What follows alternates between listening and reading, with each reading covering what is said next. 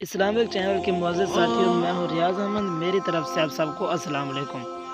آج کی ویڈیو میں ہم بات کریں گے حضرت عمر فاروق رضی اللہ تعالی عنہ کی زندگی کے حوالے سے، اور انہوں نے بیت المقدس کو کس طرح فتح کیا، اور انہوں نے دیگر فتوحات کیسے حاصل کیں، اور ان کی جو حکومت تھی کتنے مربع میل پر تھی۔ ابو بکر صدیق رضی اللہ تعالی عنہ کے بعد مسلمانوں کی دوسرا خلیفہ راشد محمد صلی اللہ علیہ وسلم کے سسر اور تاریخ اسلام کی اہم ترین شخصیات میں سے ایک ہیں۔ حضرت عمر رضی اللہ تعالی عنہ کا شمار علماء زاہدین میں سے ہوتا ہے۔ ابو بکر صدیق کی وفات کے بعد 23 اگست 634 عیسوی بمطابق 22 جمادی الثانی سن 13 ہجری کو مسرت خلافی سنبھالی۔ عمر بن خطاب ایک عظمت، انصاف پسند اور عدل حکمران مشہور ہیں۔ ان کی عدالت میں مسلم و غیر مسلم دونوں کو یکساں انصاف ملا کرتا تھا۔ عمر بن خطاب کا یہ عدل و انصاف انتہائی مشہور ہوا۔ ان کے لقب فاروق کی دیگر وجوہات تسمیہ میں سے ایک وجہ یہ بھی تھی کہ آپ رضی اللہ تعالیٰ عنہ کا نسب النبین پشت میں رسول پاک صلی اللہ علیہ وسلم سے جا ملتا تھا۔ عمر بن خطاب رضی اللہ تعالیٰ عنہ ہجری تقویم کے بانی ہیں۔ ان کے دور خلافت میں عراق، مصر، لبنان، سرزمین شام، ایران، خراسان، مشرقی انطولیہ، جنوبی ارمینیہ اور سجستان فتح ہو کر مسلم ممالک میں شامل ہو گئی تھی۔ اس کا رقبہ 22,51,000 اور 300 یعنی کہ 22,51,030 مربع میل پر پھیلا ہوا تھا۔ عمر بن خطاب رضی اللہ عنہ کے دور خلافت میں پہلی مرتبہ یروشلم فتح ہوا۔ اس کے بعد آپ نے فلسطین کی مہم پر حضرت عمر بن رضی اللہ تعالی عنہ مامور ہوئے تھے۔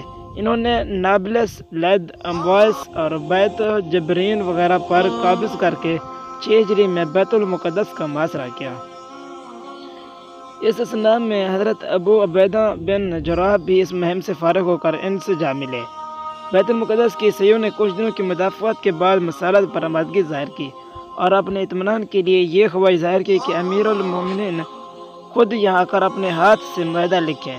عمر بن خطاب رضی اللہ تعالیٰ عنہ کو اس کی خبر دی گئی۔ انہوں نے اکابر صحابہ سے مشورہ کر کے حضرت علی رضی اللہ تعالیٰ عنہ کو اپنا نائب مقرر کیا اور 16 ہجری میں مدینہ سے روانہ ہوئے۔ عمر خطاب رضی اللہ تعالیٰ عنہ کا یہ سفر نہایت سادگی سے ہوا۔ مقام جابیہ میں افسروں نے استقبال کیا اور دیر تک قیام کے بعد بیت المقدس کا معاہدہ صلح ترتیب دیا۔ پھر وہاں سے روانہ ہو کر بیت المقدس میں داخل ہوئے۔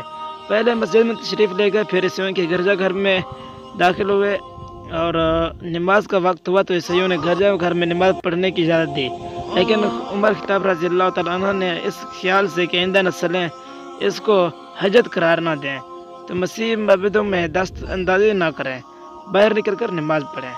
بیت المقدس سے واپسی کے بعد عمر خطاب رضی اللہ تعالیٰ عنہ نے تمام ملک کا دورہ کیا، سرحدوں کا معائنہ کر کے ملک کی حفاظت کا انتظام کیا اور بخیرہ خوبی مدینہ منورہ واپس تشریف لے گئے۔ بیت المقدس کی فتح کے بعد متفرقہ معرکہ بھی پیش آئے۔ اہل جزیرہ کے مستعدی اور اعنات عیسائیوں نے دوبارہ حمص پر قبضہ کرنے کی ناکام کوشش کی۔ فلسطین کے اضلاع میں کساریہ نہایت آباد اور رونق شہر تھا۔ 13 ہجری میں عمر بن عاص نے اس پر چڑھائی کی۔ 18 ہجری عیسوی تک متواتر حملوں کے باوجود فتح نہ ہو سکا۔ آخر کار 18 ہجری کے آخر میں امیر معاویہ نے ایک یہودی کی مدد سے قلعے پر قبضہ کر لیا اور شہر پر اسلامی پرچم لہرانے لگا۔ جزیرہ پر 16 ہجری میں عبداللہ بن غنم نے فوج کشی کی تقریر کا 1 مہینے تک محاصرہ کیا اور 24 دفعہ حملے ہوئے۔ آخر میں حسن تدبیر سے مسخر ہوا۔ باقی علاقوں کو ایاز بن غنم نے فتح کیا۔